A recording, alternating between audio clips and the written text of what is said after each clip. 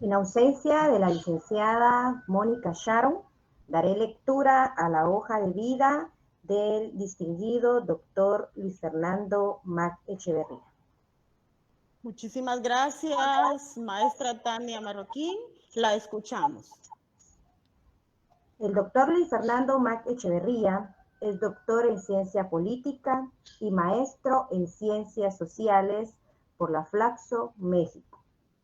Licenciado en sociología por la Universidad de San Carlos de Guatemala, ha sido director del Instituto de Investigaciones y Sociales de la Escuela de Ciencia Política de la USAC, gerente del Instituto de Administración Pública INAP, fundador del Colectivo de Analistas Independientes de Guatemala, AIG, y asesor para la Escuela de Formación para la Democracia, EFD, del Instituto Orlandés para la Democracia Multipartidaria.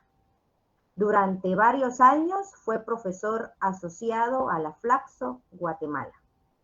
Actualmente se desempeña como analista independiente de temas de coyuntura y análisis político, miembro del Consejo Político Asesor del Instituto Centroamericano para la Democracia Social, DEMOS, y profesor titular de la Escuela de Ciencia Política de la USAC.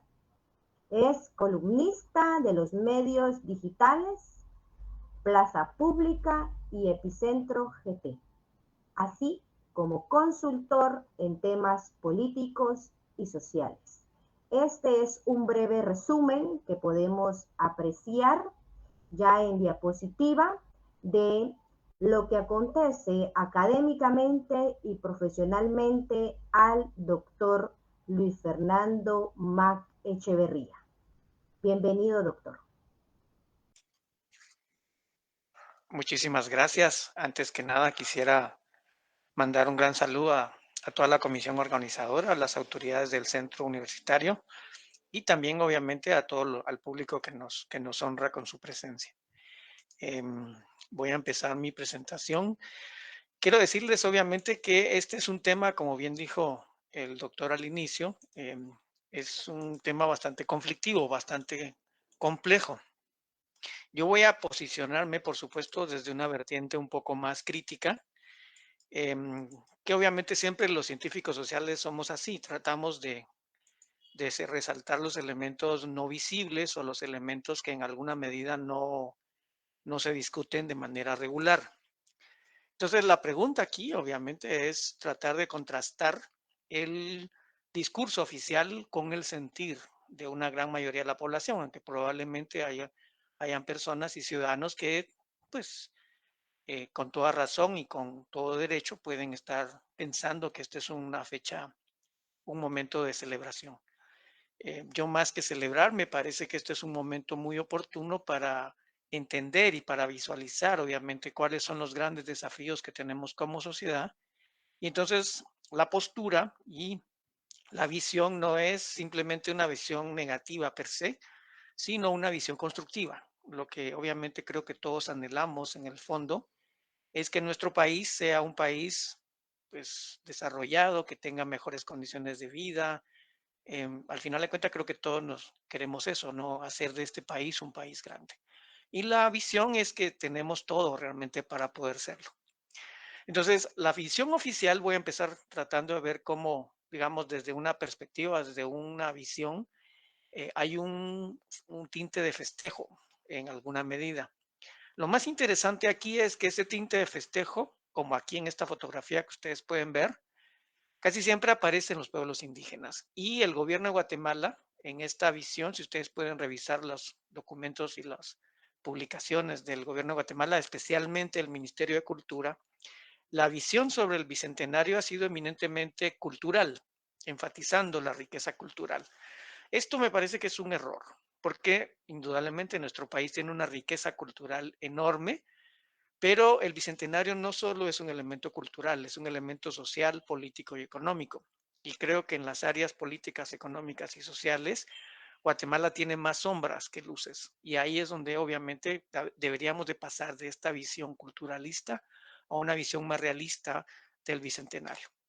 Por eso es que yo contrasto realmente con lo que en alguna medida algunos actores y algunos especialistas están hablando, justamente, por ejemplo, en esta visión de un movimiento social que puede ser conflictivo y no válido para muchos, pero es una visión, 200 años de robo, empobrecimiento, persecución y asesinatos.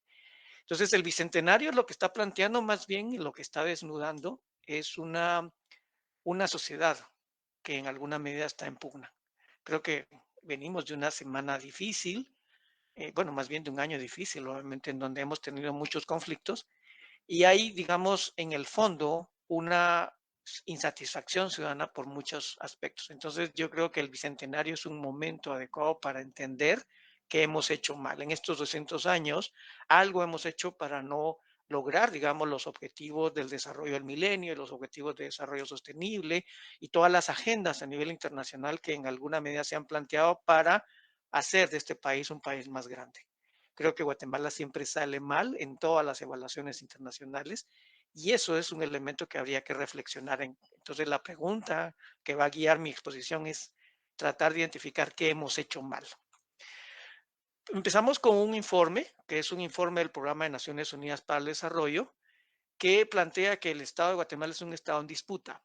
De hecho, el informe 2015 plantea que en Guatemala realmente los reclamos territoriales y los conflictos por el bienestar ha generado una gran presión en el Estado y por lo tanto este país parece que sistemáticamente está poniendo, digamos, está defraudando a los ciudadanos. Creo que si pudiéramos analizar, por ejemplo, las medidas sanitarias y el plan de vacunación, por ejemplo, que está vigente, pues somos de los países más atrasados en el continente y creo que en el mundo también en cuanto al plan de vacunación. Se calcula que más o menos a mediados del 2023, cuando ya muchas sociedades, incluyendo Salvador, incluyendo Panamá, ya van a tener mucho más avanzado su plan de vacunación, apenas en el 2023 vamos a llegar al 60-70% de vacunados y seguimos a este ritmo. Entonces, obviamente tenemos una sociedad que tiene muchos pendientes. Entonces, digamos, esos elementos pendientes hacen que este Estado esté en conflicto permanente. Y yo creo que, pues, obviamente, no tendría que ser eh, hacer mucho énfasis en eso, porque yo creo que la visión cotidiana de la conflictividad la vivimos todos los días. Volvamos un poco al principio, tratando de identificar que sí tenemos cosas buenas. Por ejemplo, el marco constitucional plantea en el artículo 1 y 2 un ideal, el ideal de lo que quisiéramos ser. Y eso creo que es un elemento interesante. El artículo 1 de nuestra Constitución dice que el Estado de Guatemala se organiza para proteger a la persona y a la familia. Su fin supremo, dice, es la realización del bien común. Entonces, habría que pensar a todos los funcionarios públicos, incluyendo al presidente, incluyendo a la fiscal general, incluyendo a todos los funcionarios que en este momento están cuestionados, si realmente están llevando el bien común o están desarrollando agendas sectarias para un grupo. Eso, digamos, obviamente cada quien lo responda. Deberes del Estado, dice, es deber del Estado garantizarle a los habitantes de la República la vida, la libertad, la justicia, la seguridad, la paz y el desarrollo integral de la persona. En la mente de cada uno de ustedes, pregúntense si el Estado está realmente garantizando esto, especialmente, por ejemplo, frente a las cifras de pandemia, frente a las cifras de muertos. ¿Cuántos de los muertos actualmente digamos que todos los días ocurren por la pandemia, se podrían haber evitado con un plan de vacunación más efectivo? Ese hashtag, por ejemplo, que se maneja de dónde está el dinero. Supuestamente ya deberíamos de tener vacunas rusas y una larga lista, obviamente, de temas que podríamos listar.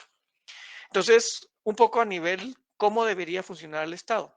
Hay un académico que me gusta mucho su definición, que es Oscar Osla, que es un académico argentino, que él plantea que el Estado debe verse como la realización de tres funciones: un conjunto de burocracias, un sistema legal y un foco de identidad colectiva para los habitantes en su territorio. Entonces voy a desglosar, obviamente, estos tres elementos. El primero es la eficacia. El conjunto de burocracias es la eficacia. La eficiencia debe desarrollarse a partir del sistema legal y la credibilidad es la relación entre ambos elementos. La eficacia, por supuesto, las políticas públicas, el conjunto de instituciones del Estado deberían de estar funcionando para el servicio de la población. Los servicios de salud, los servicios de educación, los servicios de vivienda, etcétera, etcétera, venían de ser todo un engranaje que pudiera apoyar la vida cotidiana de las personas. ¿Para qué? Para hacérselas más fáciles, para, digamos, facilitar que las personas tengan un mejor estado de vida. Obviamente creo que uno puede salir a la calle y uno obviamente va a visualizar que la eficacia de las instituciones del Estado de Guatemala es bastante deficiente. Y ahí empieza el problema en el caso de Guatemala. El segundo es todo el conflicto que hemos tenido esta semana. Justamente el renuncia y todo lo demás, digamos, todas las manifestaciones a partir del despido injustificado aparentemente de un fiscal, pues obviamente que el sistema legal debería de ser funcional, digamos, para castigar a los transgresores, para perseguir esa famosa frase que todo el mundo ahora repite, pero a veces sin sentido, que es el del tema de la corrupción. Guatemala ha sido un sistema construido en torno a una enorme y compleja eh, impunidad. Los que hacen no la pagan y muchas veces los que no la pagan pues son los que, digamos, los que la pagan son los que no lo hacen. Entonces el sistema es completamente injusto y obviamente eso sí garantiza que la efectividad del sistema legal esté en cuestión. Yo creo que para nadie es un secreto que Guatemala tiene indicadores de seguridad y justicia bastante malos. Y el tercero, obviamente, si el Estado es eficiente y el Estado es eficaz como sistema legal para castigar la impunidad, pues obviamente el Estado es creíble. Creo que digamos, encuesta que pudiéramos realizar a nivel internacional y nacional podría determinar que el sistema guatemalteco político, económico y social de Guatemala, más bien tiene muy poca credibilidad, porque yo creo que aquí en Guatemala muy pocas personas piensan que el Estado es realizador del bien común. Y esto tiene una historia, obviamente. Bueno, antes de eso, por supuesto, hay que hacer énfasis en tres definiciones. El Estado, entonces, es el conjunto de instituciones que poseen la autoridad y la potestad para establecer las normas que regulan una sociedad, teniendo, obviamente, la soberanía interna y externa como un elemento determinado. Eso quiere decir que el Estado es soberano, que el Estado tiene la capacidad de establecer soberanamente sus políticas. La nación es, por el contrario, el conjunto de personas que se identifican como una comunidad. Supuestamente el bicentenario debería ser una fecha para celebrar la guatemalidad, para celebrar obviamente toda la lógica de identidad de este país. Y todos los guatemaltecos, todos, deberíamos de sentirnos orgullosos de nuestro idioma, nuestra historia, nuestras costumbres, pero también de nuestra nación, digamos, de nuestras instituciones. Y no deberíamos de tener estos conflictos, obviamente. Y el hecho de que no tengamos, digamos, esta unidad ya está diciendo que algo hemos hecho mal. Y obviamente el gobierno es el principal pilar del Estado, es el que supuestamente responde a los intereses de la nación para cumplir los intereses del Estado. Cuando el gobierno actúa no en función de la nación, sino de un grupo, empiezan los problemas. La Constitución de la República dice que el presidente es el responsable de la unidad nacional. Y creo que desde hace muchos años el presidente no ha sido ese pilar de unidad nacional, sino todo lo contrario. Y entonces aquí tenemos un problema. El problema fundamental es lo en medio. No hemos logrado construir una nación donde quepan todos, en donde no hayan personas que quieran salir, digamos, de Guatemala, que anhelen salir de Guatemala porque piensan que este país pues no les da las condiciones mínimas. Entonces, y además, la nación también debería identificar a todos los guatemaltecos que se sienten orgullosos de su nación, pero también de sus autoridades y de, pues obviamente, del bicentenario. Al no existir eso, pues obviamente yo siempre he dicho que Guatemala es un estado que no tiene una nación. ¿Por qué no tenemos una nación? Creo que es el siguiente elemento. Entonces, para entender la Guatemala del bicentenario, yo planteo tres elementos teóricos. Primero, entender que Guatemala fue construido en base a lo que yo llamaría, lo que algunos históricos han llamado anomia histórica. Entonces voy a tratar de hacer muy brevemente un análisis del cómo se constituyó el Estado de Guatemala. De ahí, digamos, tratar de algunos elementos, tratar de identificar, digamos, que por qué Guatemala no es una nación. Porque obviamente la gran mayoría de la población está excluida de los beneficios del desarrollo. El Estado funciona, como diría Severo Martínez Peláez, en función de una lógica del patrial criollo, no patria para todos, simplemente para patria los que tienen apellido adecuado y los que tienen la tez, digamos, adecuada y el color de tez adecuada. Y el Estado guatemalteco responde a esa anomia histórica y a esa patria del criollo con dos elementos fundamentales, como una élite depredadora y con un Estado anómico o capturado. Y después, obviamente, voy a hacer algunas reflexiones para volver a preguntar, ¿tenemos algo que celebrar en el Bicentenario? Entonces, empecemos con esta primera parte histórica.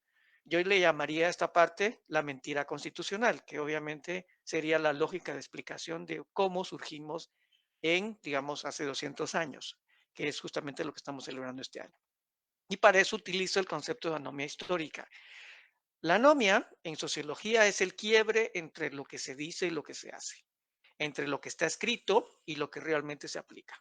Entonces, aquí obviamente hay una distancia entonces entre las normas escritas y lo que realmente se ejecuta. Y obviamente esa ejecución, pues muchas veces es caótica para los que no tienen esta lógica de entendimiento de lo que está ocurriendo en Guatemala. Entonces, ese quiebre entre el deber ser y el ser real, pues obviamente lo que voy a tratar de explicar. Y para eso el peso de la historia es fundamental. Desde que nacieron nuestros estados-nación hace 200 años, que es lo que estamos celebrando, nacimos con un alto grado de ficción. Existían leyes, existían normas, existían funcionarios que probablemente no tenían todo el poder. Y ese es, digamos, el grado de ficción, porque mucho de lo que estaba escrito no se cumplía. Y por eso hay una distancia entre el país legal y el país que se ejecuta todos los días. La discusión que tenemos en este momento es si la fiscal general, por ejemplo, actuó de manera legal al despedir al fiscal. Parece que no. Hay acusaciones, por supuesto, en contra del fiscal Sandoval, pero debería haberse desarrollado en base a un debido proceso, el famoso debido proceso que todos los abogados mencionan. Y lo que está en cuestión es ese debido proceso. De repente la fiscal amaneció y dijo, se despide porque yo soy la jefa y se acabó, sin considerar obviamente si era legal esa decisión. ¿Por qué ocurrió? Porque esto probablemente todos los días en Guatemala existe una división entre lo que está escrito y lo que realmente se está desarrollando. Eso hay un ensayista mexicano que le llamó el pecado original de nuestros países. Entonces, en esa parte hay un sociólogo mexicano que es Fernando Escalante, que plantea que la ley no obliga ni al Estado ni a los ciudadanos, pero sirve en particular contra los enemigos, contra los que no están incluidos. Entonces, ¿por qué a algunos se les aplica la ley y a otros no? Pues dependiendo si es mi amigo o si es, digamos, el compadre del jefe. Obviamente aquí es donde aparece justamente este elemento que Octavio Paz llama mentira constitucional. Desde el inicio, las normas legales y el Estado de Derecho solo fueron una fachada para esconder una serie de acciones, pues obviamente que estaban reñidas con ese marco legal. Y eso, según esto, digamos, plantea que la mentira, diría Octavio Paz, se coló en nuestras venas de manera constitucional. Entonces, Octavio Paz tiene la, la hipótesis que nos movemos en la mentira con naturalidad. Y esto es un elemento terrible, porque no solo mienten los funcionarios, no solo mienten los presidentes y los políticos, también mienten los ciudadanos. Y ese es el gran problema, somos una sociedad de desconfianza, porque obviamente nos acostumbraron a que probablemente si no desconfiamos nos van a ver la cara. Y este es un problema fundamental. Partimos de una sociedad que no confía en el otro. Entonces, el segundo elemento es la patria del criollo, el racismo estructural con el que surgió Guatemala. Y ahí es donde tenemos que regresar, obviamente, al proceso de formación del Estado guatemalteco. ¿Por qué no se constituyó una nación? Porque obviamente los procesos de conformación de los Estados-nación, de la identidad nacional, se conforma a partir de un elemento histórico. Y la historia, en el caso guatemalteco, surgió siempre a partir de una exclusión del otro diverso. Por eso es que es relevante, obviamente, recuperar este elemento de Severo Martínez Velázquez que sigue siendo vigente. La patria del criollo, la patria de los blanquitos, la patria de los que tienen nombre y apellido extranjero, no de los indígenas, no de los locales, no de los morenitos. Por eso es que, en alguna medida, todavía normalizamos eso de disfrazarnos de indígenas, que es un elemento terrible y nadie lo ve realmente. Esa lógica de racismo estructural que en alguna medida no hemos logrado visualizar. De hecho, cotidianamente, cuando uno prende la televisión y ve los anuncios, uno descubre que hay roles. El mundo indígena siempre es el subordinado. El mundo indígena siempre es el pobre, digamos, el que está torteando, el que está llevando la carga de leña, y nunca vemos a los indígenas en roles de poder, en roles activos, en roles, digamos, de mando. Y siempre los vemos recibiendo recursos. En ese sentido, nos acostumbramos a verlos como sujetos, perdón, como objetos, no como sujetos. Y eso, por supuesto, ya tiene un gran peso. Si mañana surge un candidato indígena para la presidencia o cualquier, digamos, pues probablemente va a sufrir, digamos, también este racismo. Y de hecho, por eso es que Martínez Peláez en su libro dice que junto a los grandes prejuicios, riqueza, la miseria, la ganería, índole viciosa, el criollismo echó a rodar para largos siglos un puñado de prejuicios menores, llamémosles así, que vienen a ser, si es que los examinamos con algún detalle, apéndices complementarios de los mayores. El indio es desconfiado, es malicioso, rechaza los beneficios de la civilización, es abusivo cuando se le da trato amistoso, etcétera. Y por eso es que cuando alguien es muy necio le decimos, ah, pero qué indio sos, va. Entonces, yo creo que partimos, digamos, el racismo está en nuestras venas, de la mayoría de nosotros, yo creo que de todos. Y por eso, a nivel nacional, hay una serie de normas jurídicas, podríamos hacer todo un análisis de eso, pero este no es el caso, en donde aparece que el racismo estructural es un elemento histórico incrustado en el Estado guatemalteco. Por ejemplo, la política pública para la convivencia y la eliminación del racismo y la discriminación, que por cierto proviene de los acuerdos de paz, dice que el racismo ha constituido una de las principales tecnologías de poder del Estado. Ha permitido a clases o grupos étnicos el ejercicio de una dominación y opresión desde el mismo Estado. Entonces, pues obviamente si todos los días aprendimos que el indígena hay que despreciarlo y que es, digamos, tiene roles subordinados, pues lógicamente estamos reproduciendo ese racismo en el día a día. Ya solo con eso, si los indígenas, la población indígena es más del 50% de la población guatemalteca, más del 50% de la población está excluido de los beneficios de este Estado. Pero ahí no se quedan, digamos, los problemas. Las principales características del Estado contemporáneo también referidos a elementos teóricos, una élite económica profundamente racista, discriminadora y excluyente. El libro, digamos, que actualiza esto de Severo Martínez Peláez es Linaje y Racismo de Marta Elena Casauzi. Yo creo que es un libro que hay que leer. De ahí, a nivel, digamos, de la estructura de poder política y militar de Guatemala, tenemos grupos pro-militares y grupos pro-impunidad como la mayor estructura paralela del poder en Guatemala.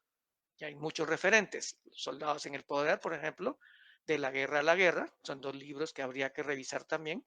Y obviamente los últimos libros también, o los últimos informes de la Comisión Internacional contra la Impunidad, el informe Impunidad de Redes Ilícitas y el informe Guatemala, un Estado capturado, en donde plantea que la principal característica del Estado guatemalteco es la impunidad y el funcionamiento de redes que se dedican más bien a extraer recursos ilícitos del gobierno. Se calcula que entre el 25 y 30% de los recursos del presupuesto nacional se van en corrupción. Y eso es un cálculo, me parece, conservador. Eso quiere decir que cotidianamente nos están robando. Y ese es un problema fundamental. Desde los estudios del Estado se ha planteado, digamos, cómo entender esta herencia histórica y estructural que padece Guatemala y muchos otros países. Y se han elaborado ciertos aspectos, como por ejemplo, o ciertas categorías. Algunos le llaman a este Estado neopatrimonial, algunos le llaman Estado capturado, otros le llaman Estado depredador o Estado fallido, y ahí también el concepto de instituciones extractivas. Yo utilizo más el concepto de Estado anómico. Pero todos, obviamente, plantean estas características de un Estado que no responde a la población, que en alguna medida se desarrolla en esta lógica de preservar la impunidad y de conservar los privilegios de unos cuantos en detrimento de una gran mayoría.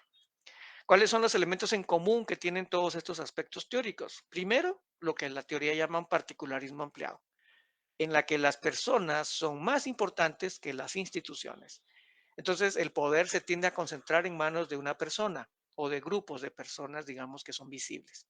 Obviamente, eso implica que en nuestro país es más importante los caudillos, las personas fuertes, los que somatan la mesa y pegan de gritos.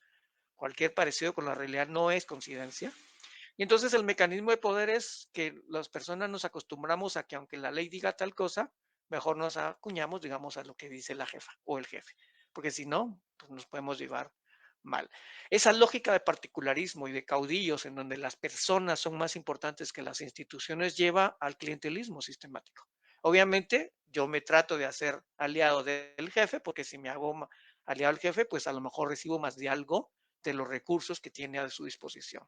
Y entonces la concentración del poder lleva a una serie de personas que están atentos a hacer como la pleitesía hacia el caudillo. Eso permite que las instituciones funcionen como redes de inclusión. Si no eres mi cuate, no funciona. Por ejemplo, yo he conocido muchas personas que para poderse vacunar, pues simplemente llamaban a sus cuates y decían, miren, por favor, inclúyame. Y sin hacer cola y sin tener mayor problema, se incluían. Mientras que la gran mayoría no puede. Entonces, el tema de redes de inclusión lo hemos aprendido tanto que cada vez que vamos a una institución pública, pues tratamos de ver quién es el conocido que nos favorezca y que nos ayude a superar el mar de complejos, el mar de requisitos que existen y de problemas que existen en las instituciones públicas. Entonces, estas redes de inclusión funcionan como una suerte de tráfico de influencia a gran nivel. Por supuesto, eso configura que el Estado es un flujo de decisiones, recursos y favores, que se conforma de esta manera elitista, en una intrincada red de relaciones de lealtad política por la que fluyen las decisiones, los recursos y los elementos de acción institucional. Y ahí donde está, obviamente, la anomia. Dos personas ubicadas en una fila van a ser tratadas de manera diferente si uno conoce al jefe y el otro no. El que no conoce al jefe le va a tocar esperar mucho tiempo y a lo mejor va a terminar mucho tiempo después y el otro no va a tener que hacer mayor cosa, la va a pasar de manera automática. Y el observador que no conozca esta situación va a decir, bueno, ¿y por qué este funciona así y este otro no así? Entonces, en la mente de los ciudadanos existe un gran misterio de cómo actúa realmente las instituciones del Estado. Por eso, lamentablemente, lo que constituye a nuestro país 200 años después de haberse hecho independiente es más bien un panorama de debilidad institucional sistémica y endémica de todos los servicios y sistemas del Estado. Yo lamentablemente después de haber trabajado un par de veces en puestos públicos, yo les digo, no tengo ganas de ser ministro, ni de ser presidente, ni de ser absolutamente nada, porque ya experimenté la lógica realmente de debilidad que está de aquel lado, especialmente si uno quiere hacer algo bueno. Yo los que en alguna medida están como funcionarios públicos actualmente y tratando de hacer algo bien, pues obviamente los celebro y los aplaudo, pero más bien dentro del Estado lo que se premia no es la capacidad, sino más bien todo lo contrario. Lamentablemente, mientras no cambiemos esa lógica, que es una lógica generalizada, pues obviamente sería complejo. Eso no quiere decir que no hayan funcionarios públicos dedicados, pero son los menos y son los que tienen digamos, menor poder. Paradójicamente, los que tienen más poder son, paradójicamente, los que muchas veces pues no tienen esta lógica de compromiso. Para entender esto, ¿por qué ocurre esto? Digamos, hay un concepto en sociología que es su institucionalización. Supuestamente las normas de la cultura, pues obviamente han desarrollado todo un elemento por medio del cual los hábitos generan habituación. Eso quiere decir algo que hago todos los días, genera un constante, digamos, costumbre y eso lleva a la institucionalización. La hipótesis es que en el bicentenario, desde que empezamos digamos, nuestro tránsito a la independencia, aprendimos que la ley solo es pues, un instrumento para la dominación, para que los que tienen poder hagan lo que quieran y por lo tanto la ley no se cumple como tal. Por lo tanto, surgimos a la vida independiente con lo que los sociólogos llaman una cultura de transgresión. La ley está ahí, pero está para incumplirse. Entonces, hay muchos ejemplos en la realidad sobre eso. Las famosas líneas en el piso que son los pasos de cebra, por ejemplo. La ley de, digamos, la ley de tránsito que plantea, digamos, que los motociclistas deben llevar casco, que no hay que llevar, por ejemplo, más de dos personas en una motocicleta. Y hay miles de ejemplos que demuestran que estamos acostumbrados a que existan leyes, pero no se cumplen. Entonces, por eso, desde el ámbito de la cultura que ya nos acostumbramos a transgredir, pues obviamente los reglamentos y los instructivos están ahí, pero no necesariamente se deben de cumplir. Y ahí es donde está el gran problema de Guatemala. Tenemos una institucionalización política que es informal. Eso quiere decir que realmente tenemos instituciones duales. Por ejemplo, aquí en prohibido tirar basura, y ahí justo está la basura. Entonces, realmente nos acostumbramos a violentar la ley, no solo los funcionarios, sino también las personas a nivel cotidiano. Compramos discos piratas, no pagamos impuestos. Cuando nos preguntan, por ejemplo, si quieren factura, decimos, no, por supuesto, ¿para qué le vamos a dar dinero a esos funcionarios corruptos? Y entonces nos movemos en la cultura de la transgresión. Y desde el ámbito de las instituciones, digamos, de los funcionarios públicos, pues lo que funciona es la ley del más vivo. Los mexicanos dicen que es la ley de Herodes, la ley de Herodes, dice, bueno, no me acuerdo cuál es la ley, pero es básicamente el hecho de que hay que barrer con todo. Pendejo el que deje algo, dice. La ley de Hidalgo, pendejo el que deje algo. Entonces ahí es donde está la lógica de si yo llego como funcionario público, voy a funcionar muy poco tiempo, pues me lleno de todo lo que sea necesario y obviamente ese es un problema fundamental. Por supuesto, no quiere decir que todos los funcionarios públicos sean así, pero hay una gran mayoría que sí lo son. ¿Qué aporta entonces este concepto de anomia? Tenemos una institucionalidad de contingencia. A veces funciona y a veces no. Y a pesar de que todo está prohibido, todo se puede. Sí tenemos obviamente el contacto adecuado. Y esa naturaleza contingente de las reglas, a veces sí, a veces no, es lo que hace de este país tan complejo, tan, digamos, difícil de gobernar, tan difícil obviamente de visualizar hacia dónde va. Por eso es que estos 200 años, pues sí, hemos avanzado en algunas cosas, pero en otras hemos retrocedido. Cuando vemos los indicadores del país, podemos ver que en muchas cosas estamos mal y no hay posibilidad de mejorarlas. ¿Por qué? Porque no hay una lógica de mayor, digamos, presencia a nivel, digamos, de planificación a nivel del Estado. Las políticas públicas son igual de contingentes. Entonces aquí a veces sí y a veces no hay continuidad y por lo tanto parece que no llegamos o no vamos a ningún lado.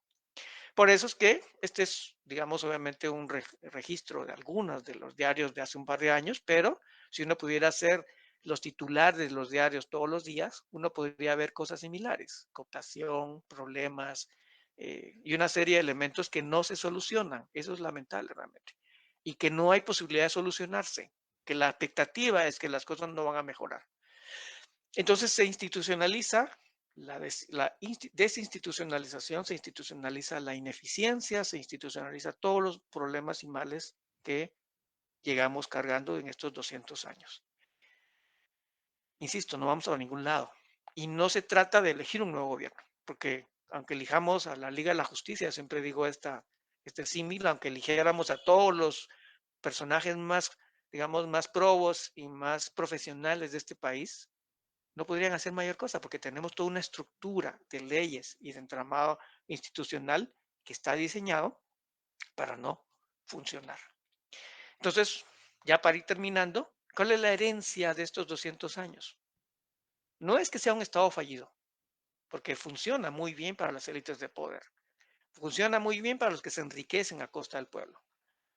Es un Estado discrecionalmente fallido, que no funciona para la gran mayoría de la población. Y entonces no se cumple ese ideal establecido en la Constitución de pues obviamente una visión de un Estado diseñado para el bien común, de unos funcionarios que se encargan y se preocupan de incluir a todo el mundo. Más bien es todo lo contrario.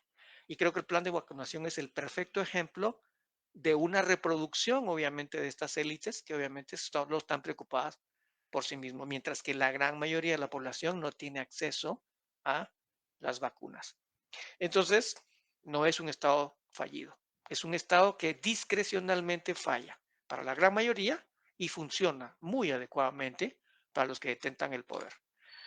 En síntesis, el Bicentenario, más que una fecha para celebrar, me parece que es una fecha para recordar todos los elementos y los grandes desafíos que tenemos como país, las carencias que no hemos podido construir en estos 200 años, un Estado que no tiene nación, que está desgarrado por el conflicto, por las luchas, por la incapacidad del Estado, y esto es lamentable.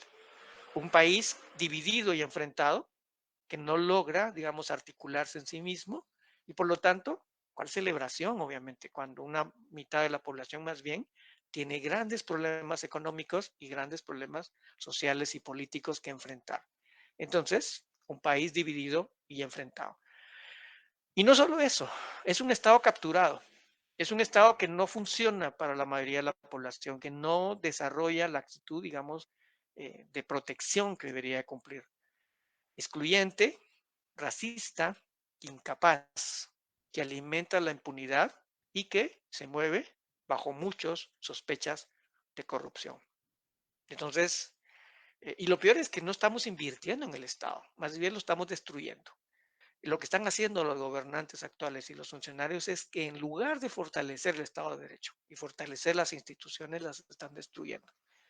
Y entonces, la pregunta fundamental es, ok, todos queremos que Guatemala sea mejor. ¿Con qué institucionalidad? ¿Con qué leyes? Pues obviamente ese es un gran problema, no lo tenemos. Y por lo tanto, también tenemos una economía que expulsa a los ciudadanos a buscar alternativas en el extranjero. Creo que si hiciéramos una encuesta para saber cuántos de los guatemaltecos quisieran salir para no vivir este diario cotidiano complicado, digamos, situación que tenemos, para no estar viendo todas las malas noticias que se acumulan, creo que la gran mayoría lo lograría hacer. Por ejemplo, un pequeño detalle. Cuando se empezó a ver que las vacunas no estaban desarrollándose adecuadamente y que probablemente iba a pasar mucho tiempo antes de que hubiera un plan de vacunas adecuado, hubo una avalancha de personas que se... Para que podamos ser ciudadanos más conscientes y podamos ser parte de la historia de nuestro país, que tan importante es que la conozcamos.